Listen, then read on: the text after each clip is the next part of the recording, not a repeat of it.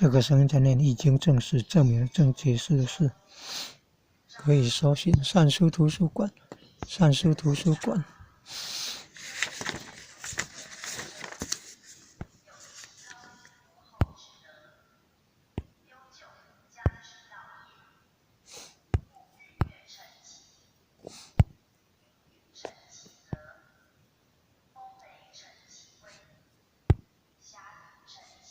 副会长是宋朝名理学家周敦颐的后代子孙呢。周医师呢，在麻豆啊。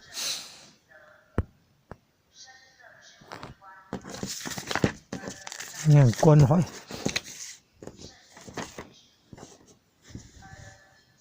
关怀，你看关怀中营毛营，毛纲尾叫毛营啊，开化西林，低收入户、中低收入户，你看。